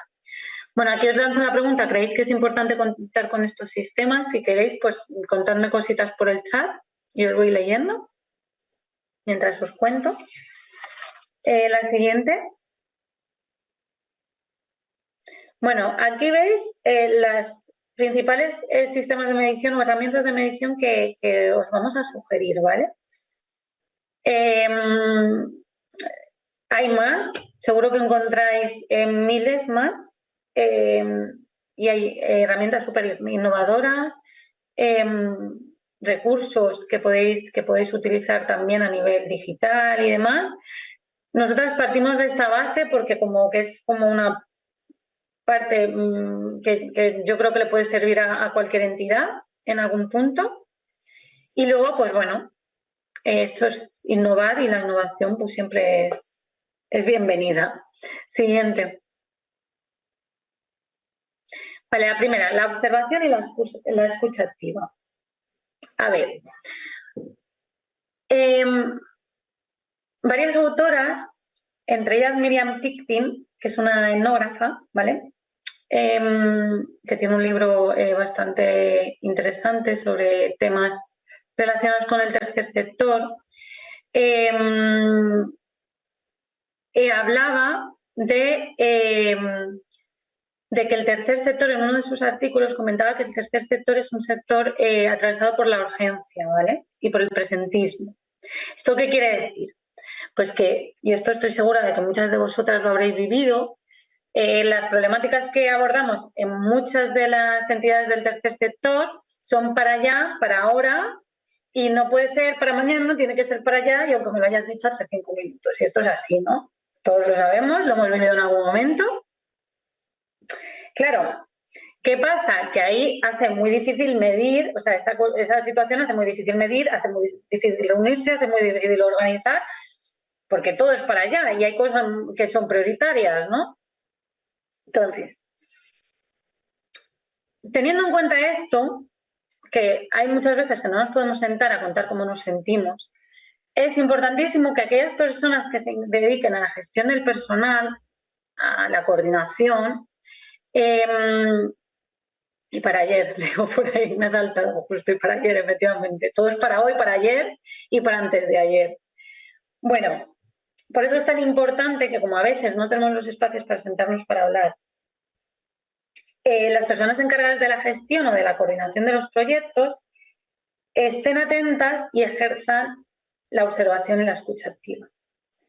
Y vuelvo a insistir en que ejerzan como antropólogos y antropólogas, ¿no? Que hagamos observación participante, que miremos. O sea, la primera herramienta de medición que os ofrezco es mirar, ver, escuchar a las personas trabajadoras, ¿no? Ver qué pasa en el día a día, qué condiciones de trabajo tienen, cómo se sienten, ¿no? ¿Qué verbalizan? ¿Qué necesidades verbalizan? ¿Cuáles son sus circunstancias personales? ¿Cuál es la carga de trabajo que supone cada uno de los proyectos en los que están? ¿No? ¿Cuáles son las posibles situaciones de violencia a las que se enfrentan? Aquí os propongo una serie de preguntas que os pueden guiar en la observación, ¿vale? ¿En qué condiciones se desarrollan los proyectos? ¿La carga de trabajo existente es asumible en el horario laboral por parte de la persona trabajadora o tendrá que hacer horas extra para alcanzar los objetivos? ¿Cómo se sienten las personas trabajadoras? ¿Qué necesidades y demandas verbalizan con respecto a las condiciones laborales? Y con respecto a la conciliación, ¿observo o me han comentado alguna situación de acoso o violencia, tanto por parte de usuarios como de compañeras?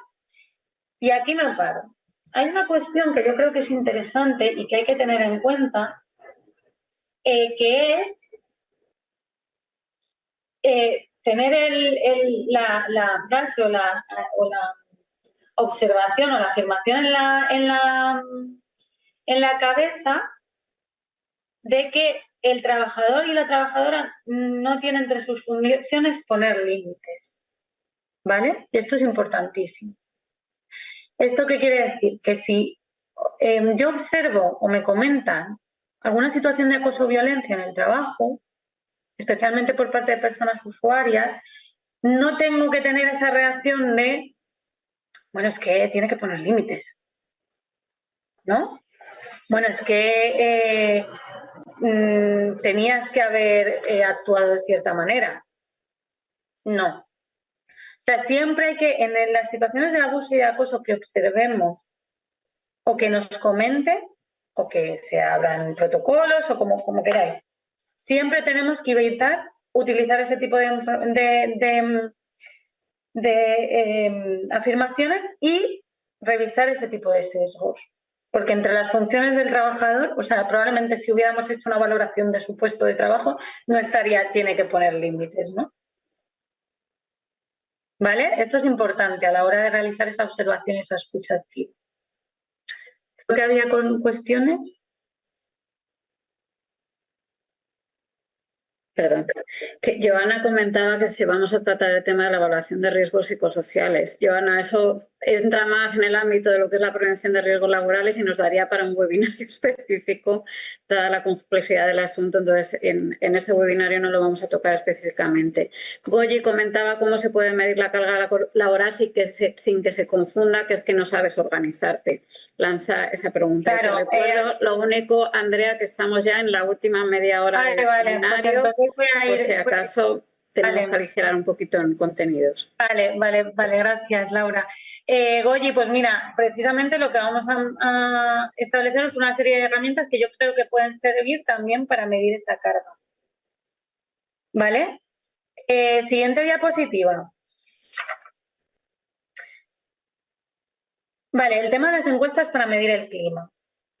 Esto, las encuestas que nos permiten conocer el grado de satisfacción laboral, ¿vale? Y esto nos puede permitir conocer a qué nivel están las compañeras y los compañeros a nivel de carga laboral, ¿no? ¿Qué es interesante en las encuestas? Incluir diferentes variables y diferentes tipos de preguntas, ¿vale?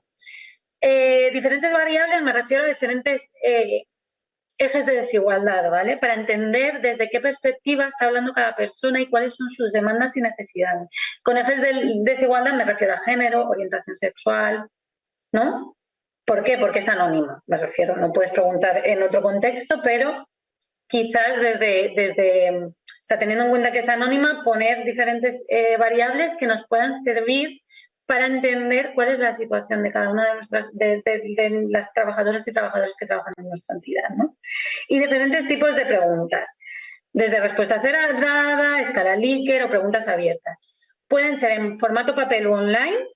De hecho, yo recomiendo que sea mixta para el tema de la accesibilidad, ¿no? Que puede hacer cualquiera, y puede estar dirigida a la plantilla o a equipos concretos de determinados proyectos. Importantísimo que sea anónima y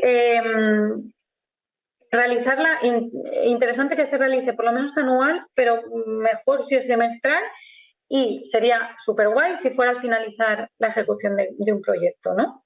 Para que también podamos centrarlo en cada uno de los proyectos. Siguiente diapositiva. Andrea, Bueno, perdona, Xavier, comenta si tenemos alguna recomendación de alguna encuesta de referencia que puedan usar. Yo creo que lo vamos a ver un poquito más adelante. Sí, lo vemos adelante, sí. Interesante, Google Forms, una plataforma muy, muy guay para hacer la encuesta, ¿no? Muy, muy intuitiva y fácil de utilizar. También está el IME Survey, que es bastante más pues, sofisticada, digamos, ¿no? Que tiene más, te permite hacer más cosas, pero es verdad que es de pago. Entonces, bueno, yo la lanzo ahí por si alguien puede, pero bueno, que con Google Forms se puede perfectamente.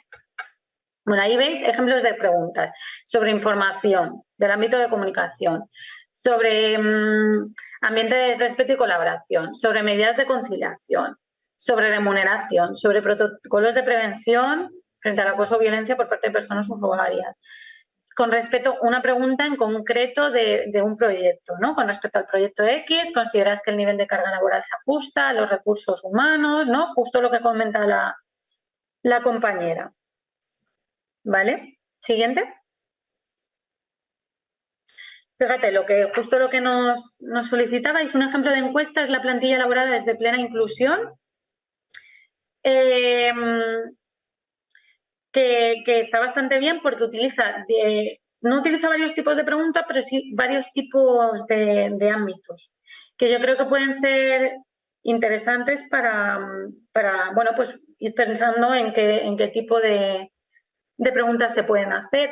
Es una plantilla, la buscáis tal cual así y aparece, o sea, no es de difícil búsqueda, ¿vale? Siguiente. ¿Les parece? Os contesto, bueno. Andrea, sí, comenta Manuel, sí, les vamos a pasar algún documento con todo lo importante que hemos expuesto hoy. La idea es que luego todo esto se quede sistematizado en una mini guía o algo que vamos a trabajar y que estará publicado en la página web del observatorio. Y Blanca, que dice que en determinadas organizaciones, si preguntas por determinadas variables, pierdes el anonimato de quien está contestando. Tienes toda la Efectivamente. razón. Tienes toda la razón, Blanca. O sea, eso, quien pueda, un apunte muy necesario, quien pueda. Evidentemente, si somos 5, pues, quiero decir, tampoco se pueden hacer milagros en el anonimato, ¿no? Pero quien pueda, pues bueno, es interesante recoger esa información en base a... Y luego también ponerlo, si alguien quiere contestar, ¿no? Toda la libertad. Vale, otra cuestión, entrevistas individuales. No se permite ampliar información sobre cuestiones específicas a nivel individual, del desarrollo del trabajo a nivel individual o los beneficios sociales que se ofrecen, pero se pierde el anonimato, lo que hace que se disminuya probablemente en honestidad, ¿no? Dependiendo de quién haga también la entrevista, ¿no? Pero bueno, que hay esos riesgos. Recomendable que se realice un guion semiestructurado que se adapte a las condiciones específicas de vuestra entidad. Semiestructurado, ¿por qué? Porque aporta flexibilidad, ¿no?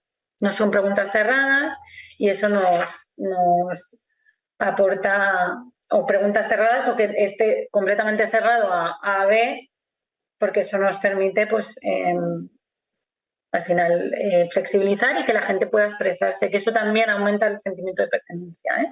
Y el sentimiento de sentirse, o sea, la percepción de sentirse escuchada y escuchado, que eso es muy importante. O sea, el poder de la escucha activa, incluso a nivel de salud mental, ¿no? De acompañamiento en salud mental es muy importante. Pasamos por fin de diapositiva. Bueno, aquí tenéis algunas preguntas que os proponemos en relación a los proyectos, ¿no? ¿Cómo describirías tu experiencia? ¿En qué medida sentiste que tu opinión y aportaciones fueron tomadas en cuenta? ¿Qué aspectos del proyecto te resultaron más satisfactorios? ¿Qué dificultades encontraste? ¿Crees que han existido obstáculos, carencias a nivel organizativo? ¿Qué has echado en falta? Bueno, algunas preguntas que os proponemos. Siguiente. Y luego en relación a las condiciones laborales, ¿vale? Centrándonos en los beneficios sociales, en las medidas de conciliación, en la formación, por ejemplo, se puede preguntar por la formación, en qué se debe mejorar la oferta formativa, beneficios que se echen en falta, ¿no? Siguiente. Bueno, están los grupos focales, ¿vale? Que funcionan un poco como las entrevistas individuales, lo que pasa que en grupo, y nos permiten tratar temas específicos con grupos concretos, como grupos profesionales, considerando diferente representatividad, de equipos específicos. Nos pasa lo mismo, ¿no? Que nos permite generar sensación de pertenencia, ¿no? Todas estas cosas grupales como que nos dan sensación de formar parte de algo y encima que se nos pregunte la opinión sobre algo, pues es interesante, ¿no? Cuidado, espacio no anónimo y el sesgo groupthink. El sesgo groupthink tiene que ver con... o sea, es un fenómeno psicológico en el que el deseo de unanimidad y de cohesión puede llevar a tomar decisiones de manera deficiente. ¿Esto qué quiere decir? Pues básicamente que para mantener la armonía, pues al final todos acabamos pensando lo mismo, ¿no? Aunque individualmente, si nos preguntaran individualmente, pues a lo mejor no diríamos eso, ¿no? Pero también puede ser, o sea, al igual que existe el sesgo groupthink, los grupos también pueden generar sentimiento de me siento escuchado, hay otra u otro que se siente como yo, entonces no es una cuestión individual, ¿no? O sea, todas estas cuestiones es importante generarlas. O sea, no es una cuestión... Cuando quitamos el individuo de la ecuación, ¿no? Cuando dejamos de pensar que es una cuestión individual, se reduce la culpa, porque ya no es que yo no esté sabiendo soportar, ¿no? Y esto es importante, porque se reduce el estrés, se siente una apoyada, ¿no? Se siente una acompañada y esto, bueno, es positivo. De todas maneras, se pueden combinar, las diferentes, y se deberían combinar las diferentes estrategias y herramientas. Siguiente. Bueno, un ejemplo de preguntas en un grupo focal dirigidas a un equipo en concreto. ¿Cómo ha sido en términos generales vuestra experiencia? ¿Qué aspectos han resultado más difíciles o generadores de estrés? ¿El trabajo ha estado bien organizado? ¿Ha habido alguna medida o actuación que haya contribuido a reducir el estrés por parte de tus compañeros o coordinación? En fin, ¿os sentís apoyadas por la entidad? ¿Queréis añadir algo más sobre cómo habéis vivido esta experiencia? Como veis, es bastante amplio. Siguiente. Bueno, el buzón de sugerencias es otra estrategia de medición que además de medición nos da la oportunidad de que nos sugieran cosas y que podamos aplicar, ¿no? O sea, nos hace esa doble labor, nos da es una herramienta que nos da las estrategias. A través de esta herramienta, las personas que trabajan en nuestra entidad pueden sugerir mejoras y nos pueden decir cosas que no estamos haciendo bien o que son mejorables, ¿no? Puede ser físico o online, siempre recomiendo mixto, y garantiza el anonimato, en algunos casos, evidentemente, ¿no? Pero bueno, puede ser una opción a explorar. Vale, una vez que hacemos la... A ver. ¿Alguien come?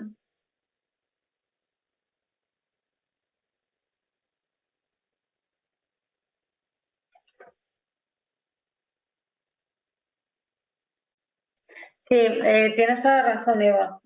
Es importante, claro, esto es una buenísima pregunta.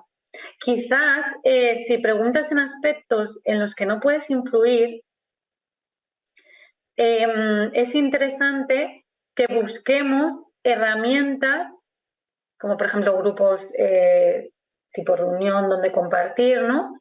que nos sirvan para poder generar procesos de escucha. O sea, sí, quiero decir, por ejemplo, tú no puedes influir sobre el salario porque la financiación es tal.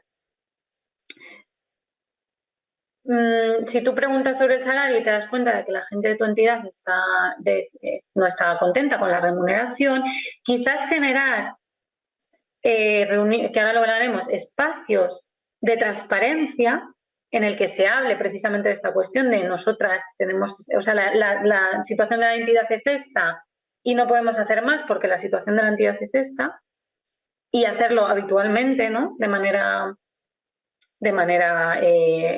pues mensual o semanal, ahora lo veremos, ahora os proponemos algunas ideas, pues puede ayudar a que ese nivel de satisfacción se suba o a que esa frustración baje, ¿no?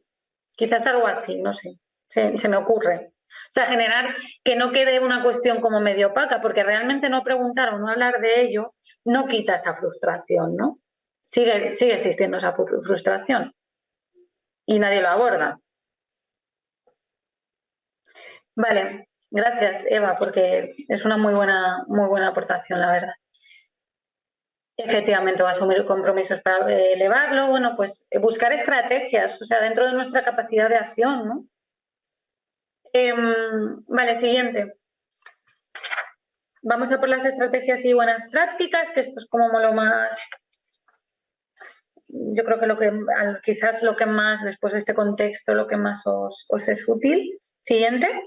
Lo hemos dividido en varios bloques, ¿vale? En el bloque de reconocimiento laboral. Bueno, interesante, realizar evaluaciones de desempeño. Hemos hablado antes de la importancia, y vamos a insistir a lo largo de todo este bloque, de la importancia de procedimentar.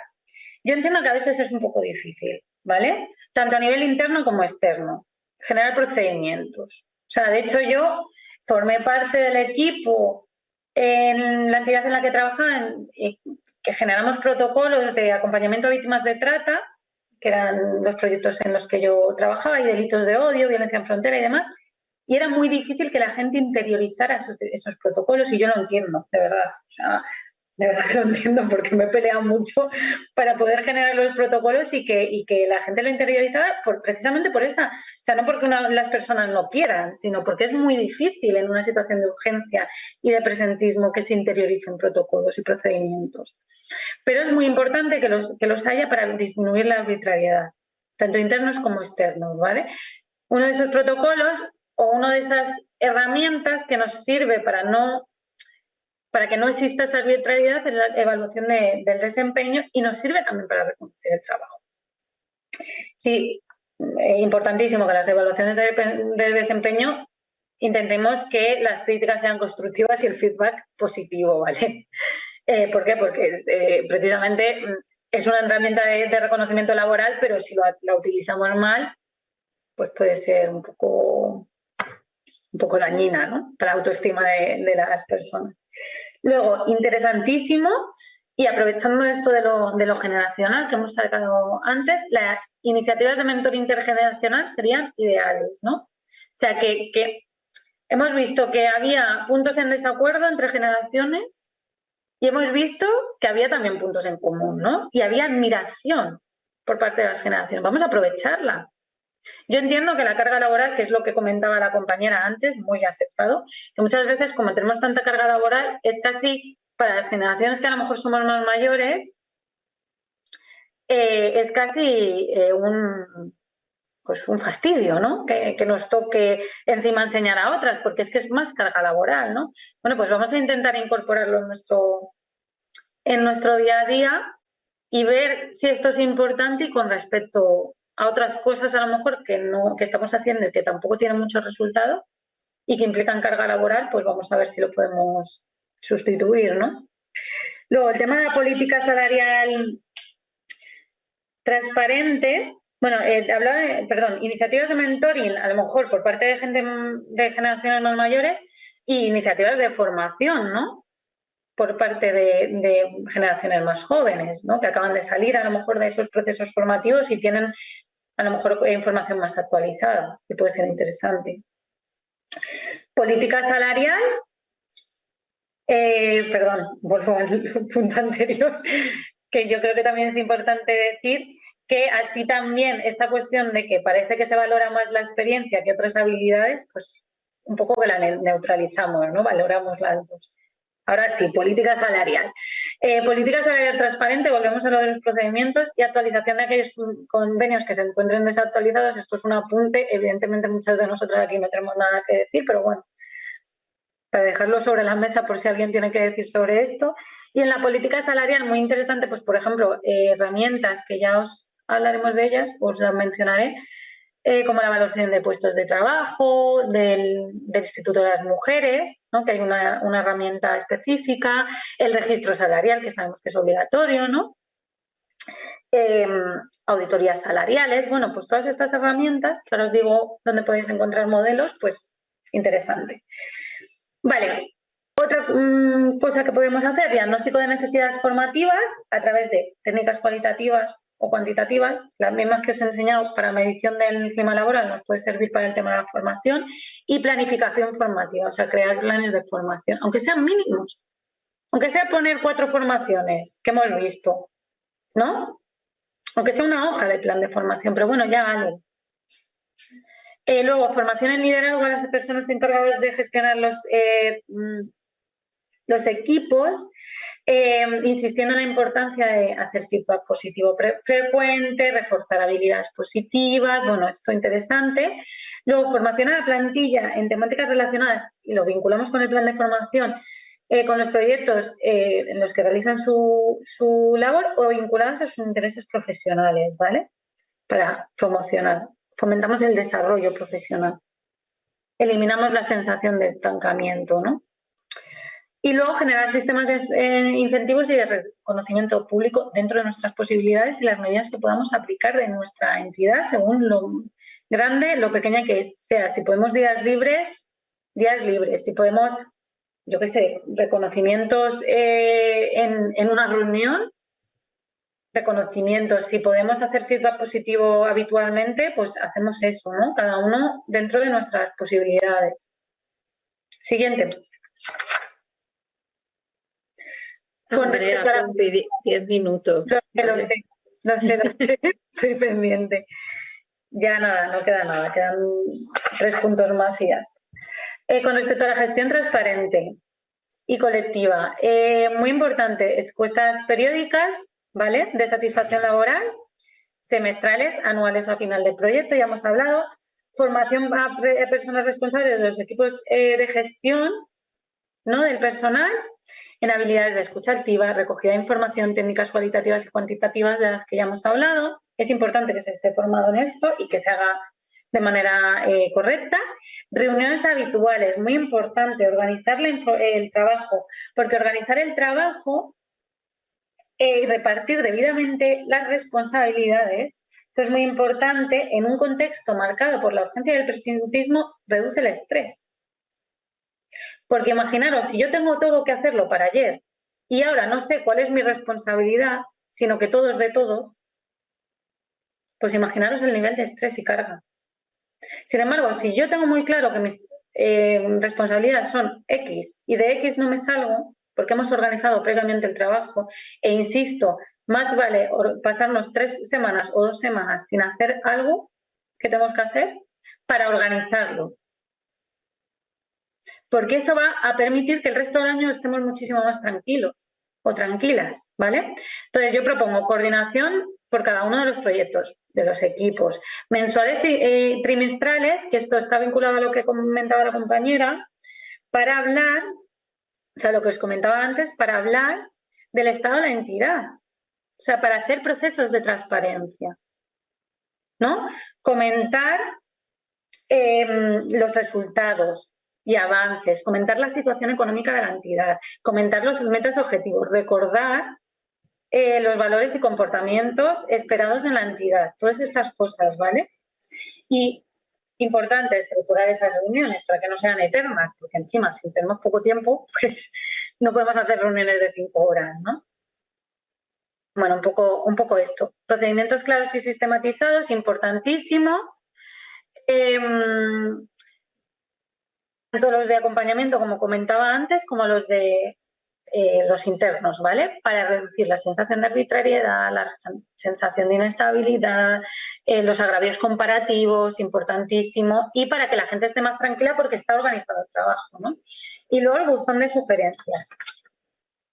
Esto ya lo hemos comentado. Siguiente. Estrategias de bienestar. Muchas de ellas vamos a ampliarlas en el webinario que va a haber sobre igualdad, ¿vale? En el que se tratarán también medidas de conciliación, pero algunos ejemplos y algunas herramientas. La bolsa de horas, por ejemplo, para que nos permitan compensar las horas extra o sea, contabilizar las horas extra y compensarlas o bien con horas libres en otros periodos de carga laboral, lo cual da lugar a un fomento de la flexibilidad y de la conciliación, de la reducción del estrés y del burnout, o para compensarlos económicamente, o como podamos, ¿no? O sea, buscar diferentes estrategias. Importantísimo, hay que ver qué medidas son aplicables a nuestra entidad y a qué grupos son aplicables, a qué grupos profesionales, porque no a todos los grupos podemos aplicar las mismas medidas. Y es importante hacer este análisis a través de las herramientas de medición también y de los diagnósticos que podamos hacer en nuestra entidad, y entender que si yo no estoy aplicando una medida, para evitar agravios comparativos tendré que ver qué medidas sí puedo aplicar. No dejar a los otros grupos profesionales a cero, ¿vale? Es decir, si a unos sí que les puedo ofrecer teletrabajo, no puede ser que las personas que sí que podrían tener flexibilidad de entrada y salida no la tengan, ¿no?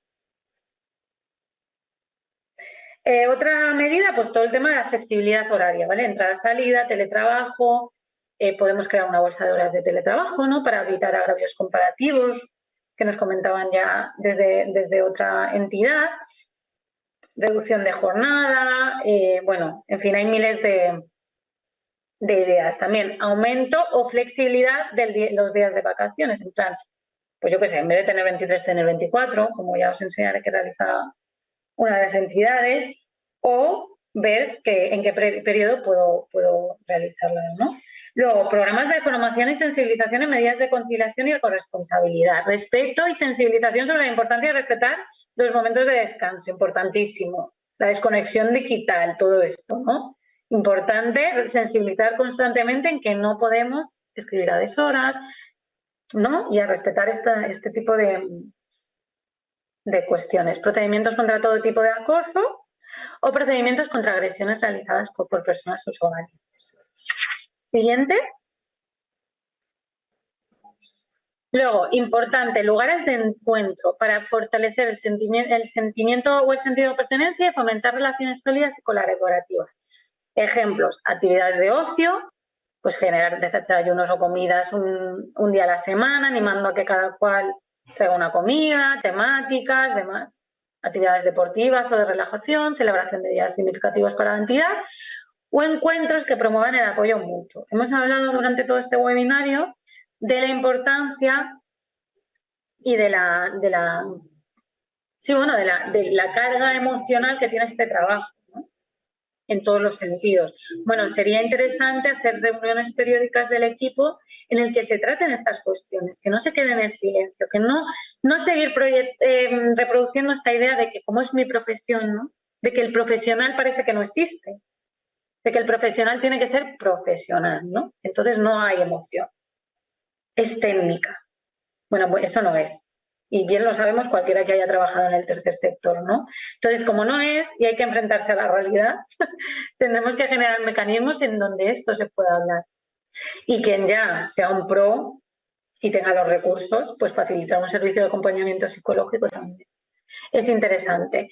Importantísimo, en todos los casos, que todas estas actividades sean dentro del horario laboral. O sea, si vamos a hacer una actividad extra, tipo ir a dar un paseo al campo, pues hombre, si se la pones el sábado por la mañana a las personas trabajadoras, después de todo el día trabajando, toda la semana trabajando, con una carga laboral excesiva y demás, todas estas cosas que sabemos, pues claro, eso probablemente suma en el estrés, ¿no? Y en la insatisfacción. Así que vamos a evitar que sean dentro, o sea, fuera del horario laboral. Continuamos. Vale, recursos específicos. Seguimos. Siguiente diapositiva. Este está un poco desactualizado, pero yo creo que sirve como recurso, ¿vale? Es una guía denominada Claves para Gestión de Personas en Entidades No Lucrativas. Aquí vais a encontrar una evaluación de desempeño no discriminatoria que os puede servir, ¿vale? Es de la Fundación Luis. Y luego el Instituto de las Mujeres para todo el tema de remuneración y de protocolos de acoso. Es verdad que lo centra en acoso sexual y por razón de sexo, pero puede ser ampliable. Está súper bien. Cuenta con... Bueno, tienen las medidas, las herramientas para la igualdad que podemos reutilizar en términos de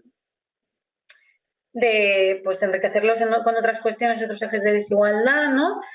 Pero, bueno, aquí tenemos herramienta de evaluación de puestos, registro retributivo, guía para elaboración de auditorías salariales y luego 2 manuales de referencia también, cuentan con 2 manuales de referencia de un protocolo para la prevención y actuación frente al acoso sexual y por razón de sexo, que cuenta con cuestiones vinculadas a personas responsables, mecanismos de sustitución en caso de conflicto de intereses, canales de denuncia y actuaciones de reparación, ¿vale?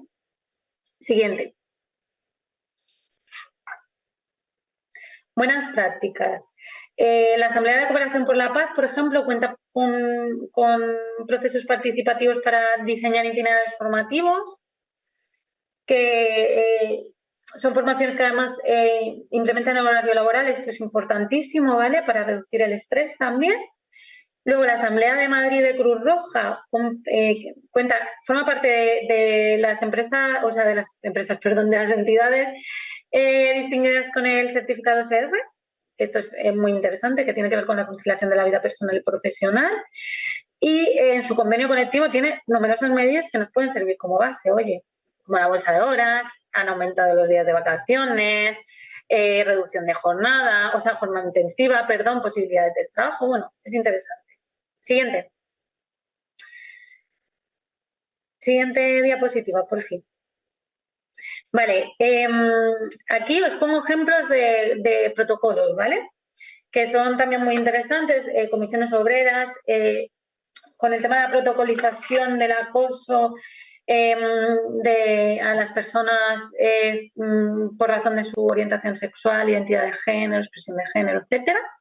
Y luego Médicos del Mundo con un protocolo que incluye también el tema de la discriminación racial y la violencia por razón de raza, ¿no? O a personas racializadas, mejor dicho. Y luego ACEM también cuenta con un protocolo de actuaciones dirigido a agresiones, o sea, dirigido a cómo actuar cuando se produce una agresión al personal por parte de personas con las que trabajan. Y, bueno, importantísimo a la hora de elaborar estos protocolos que la persona trabajadora que ha recibido la agresión sea considerada como víctima, evitando juicios de valor y desplegando todos los instrumentos y dispositivos necesarios para acompañar y reparar, ¿vale? Esto es importantísimo. Vais a ver ejemplos aquí que os pueden servir, ¿vale? Bueno, siguiente. Yo sé que queda un minuto, perdonadme, pero no sé si tenéis alguna pregunta o sugerencia, alguna aportación. Andrea, Patricia presentaba, pero esto es una pregunta más bien para Alberto del Observatorio, si hay algún tipo de certificado de participación que se les va a dar a las personas que hayan asistido al webinario. No sé si hay algo establecido. Y el resto, bueno, hemos llegado a la hora puntualísimas. No, no tenemos nada establecido, pero bueno, si es necesario que se pongan en contacto con nosotras y sin problema, emitimos cualquier cosa que sea oficial, no hay problema. Y de todas maneras, os voy a dejar, voy a apuntar aquí mi correo, ¿vale? Porque si tenéis alguna duda o alguna pregunta o queréis comentar algo, que os pase alguna herramienta, bueno, yo creo que podéis escribirme cuando queréis. No sé si tenéis alguna aportación, algún caso que queráis contar de vuestra experiencia personal, alguna pregunta en la que os podamos asesorar.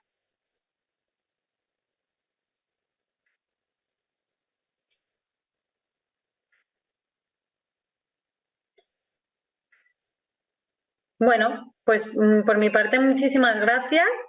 Y nada, pues cualquier cosa os he dejado ahí en el email y encantadísima de que me escribáis y que os pueda acompañar con cualquier cuestión que solicitéis. Nada, gracias a vosotras y a vosotros. Buen día.